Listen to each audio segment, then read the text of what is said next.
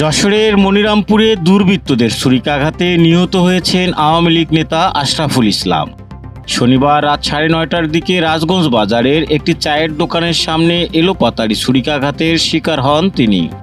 স্থানীয়রা রক্তাক্ত অবস্থায় হাসপাতালে নেওয়ার পথে তার মৃত্যু হয়।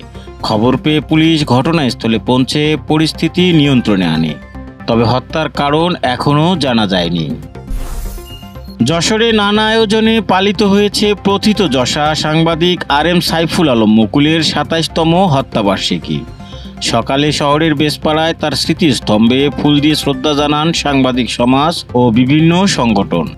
প্রেস ক্লাবে আলোচনা সভা ও দোয়া মাহফিলে বক্তারা অভিযোগ করেন, রাজনৈতিক প্রভাবে হত্যার বিচার এখনও হয়নি। তারা দ্রুত বিচার সম্পূর্ণের দাবি জানান। উল্লেখ্য, 1998 সালের 30শে আগস্ট সন্ত্রাসীদের বোমা ও গুলিতে নিহত হন এই নির্ভীক সাংবাদিক। ঢাকায় গণ অধিকার পরিষদের সভাপতি ভিপি নুরুল হক নূর ও নেতাকর্মীদের উপর হামলার প্রতিবাদে যশোরে বিক্ষোভ মিছিল হয়েছে।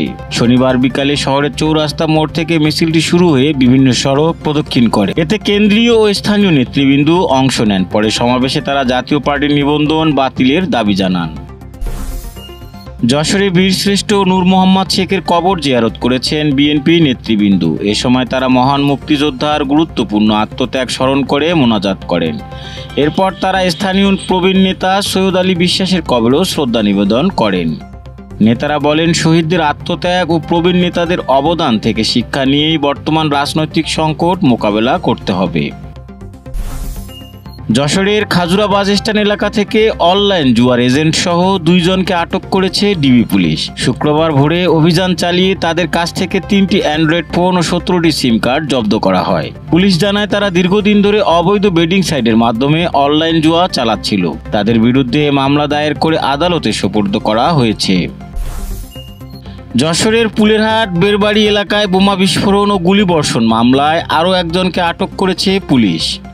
শুক্রবার রাতে বেশপাড়া এলাকা থেকে চাষরার সোহেলকে আটক করা হয়। তার বিরুদ্ধে একাধিক মামলা রয়েছে। মামলার বাদী অভিযোগ করেন, দীর্ঘদিন ধরে তান বাহিনী এলাকায় চাঁদাবাজি ও মাদক ব্যবসা চালাচ্ছিল। পুলিশ জানায়, অন্য আসামিদের আটকের চেষ্টা চলছে। যশোরের রেলগেট এলাকা থেকে আলোচিত মাদক ব্যবসায়ী বিজুরি সুলতানা বিথিকে আটক করেছে ডিবি পুলিশ।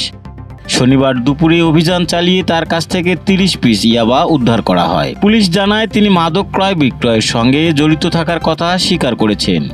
এর আগে তার বিরুদ্ধে আরও মাদকের মামলা ছিল। আদালতে সোপর্দর পর তাকে কারাগারে পাঠানো হয়েছে। দেশ বিদেশের খবর সবার আগে জানতে ভিজিট করুন raddennews.net।